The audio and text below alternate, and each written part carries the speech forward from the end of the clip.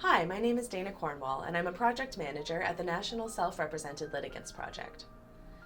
Facing a legal matter is a daunting prospect, especially if you have limited resources to hire a lawyer. But there is help available and steps you can take to make your legal journey a little easier. In this video, I'll tell you a little bit about the access to justice crisis in Canada, give you some tips for managing your case if you're representing yourself or have limited legal help, and share places you can go for further information and resources. The fact is that many Canadians come to court without a lawyer. An average of 50% of people with family cases, such as divorce, and 40% of people with civil cases, such as lawsuits, do not have legal representation. In major cities like Toronto, up to 80% of family litigants are self-represented. From our research, we know that self-represented litigants come from every walk of life, every age bracket, every educational level, and across all incomes. The fact is that the number one reason people self-represent is because they do not qualify for legal aid, but do not have the money to pay for a lawyer. Very often, people begin their case with a lawyer, and then run out of funds before the matter is resolved, and have no choice but to continue alone.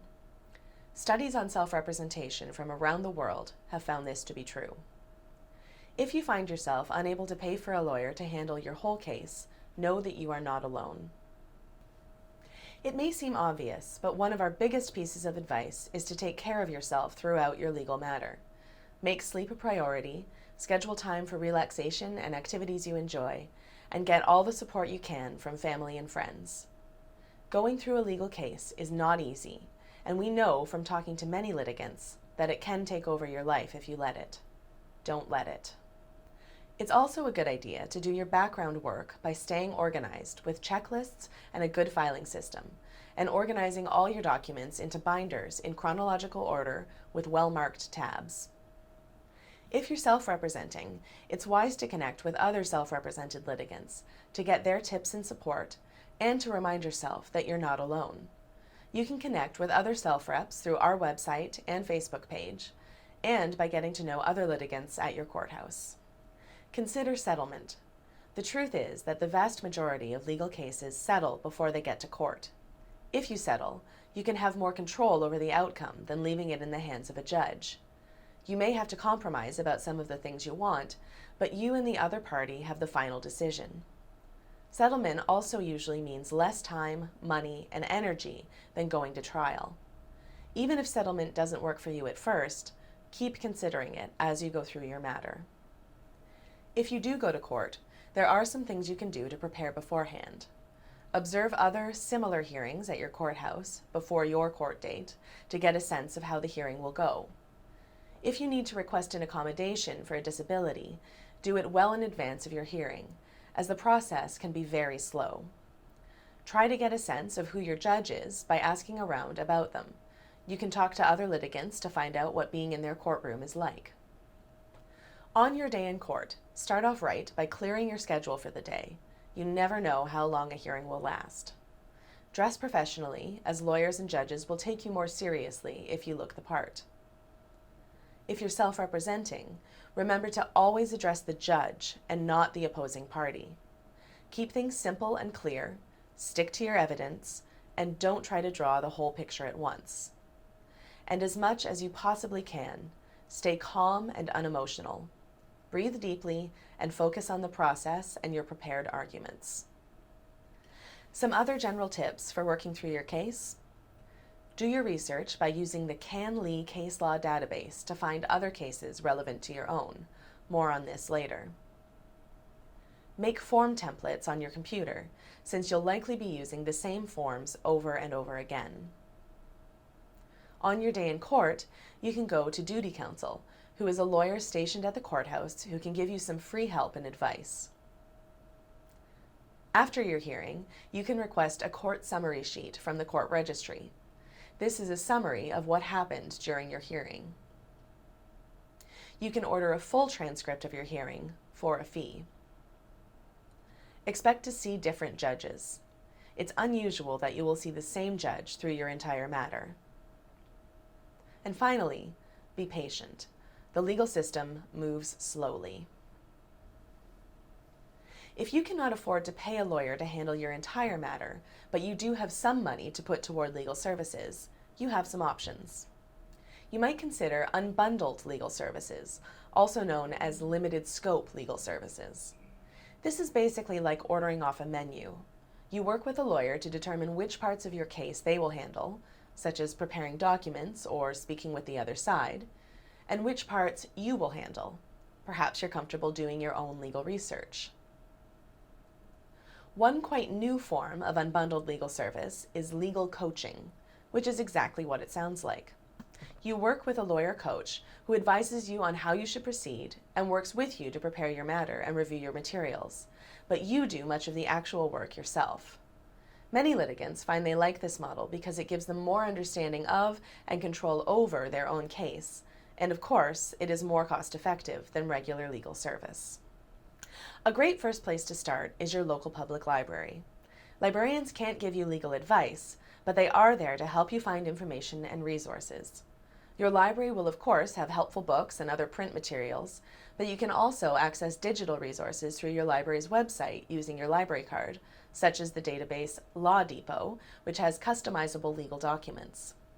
If you're working on your own case and need access to office equipment, your library will have photocopiers, printers, and scanners available for your use, as well as computers with internet access. And finally, your local library is a great spot to simply go and work on your case, with friendly help and resources close at hand. Community Legal Education Ontario, or CLEO, has many great legal information resources. They have a long list of booklets on many topics, often translated into multiple languages, all of which are available online, available at your local public library, or available to order print copies for free. Visit clio.on.ca for these and much more. StepsToJustice.ca, a project of CLEO, is an excellent starting point for legal information online.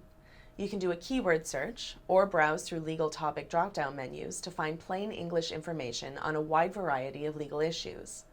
The site will walk you through what your case might look like, things you should consider, steps you may need to take, and where else you might go for information and help.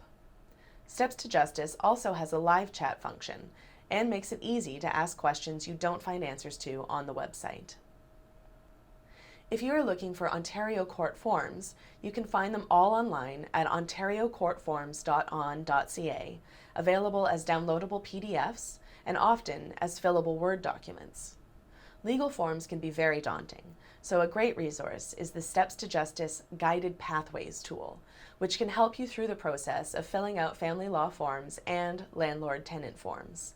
Visit stepstojustice.ca/guided-pathways. If you are representing yourself, or mostly representing yourself, our website, representingyourselfcanada.com, has many helpful resources. We have guides on many topics, such as how to use the CanLII case law database to find cases relevant to yours and do your own legal research, how to work effectively with your judge and the lawyer for the opposing party, how to request court accommodations, how to consider settlement, and how to order a court transcript, among many other topics. We also have two useful directories. Our National and Provincial Resources Directory lists websites and organizations in every province and territory that may be helpful to litigants, especially if you are self-representing. Our National Directory of Professionals Assisting SRLs is a growing database of lawyers from across Canada who provide unbundled legal services and legal coaching and other lower-cost legal services. Finally, there will be other resources in your local community that you may find helpful. You may qualify for legal aid.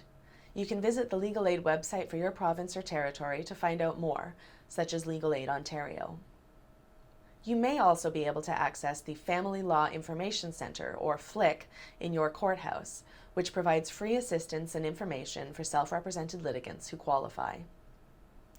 You can also try visiting legal libraries in your community, such as your local courthouse library or a law library at the law school closest to you. Many of these libraries, though not all, are open to the public and willing to assist you in finding resources and information. I have just touched on the legal information and resources that are available to you. To learn more, I encourage you to visit your local public library, which will have many great resources and may offer legal information sessions, and to visit our website, representingyourselfcanada.com, to see our guides and directories for litigants, and to access our plethora of reports and information on access to justice in Canada.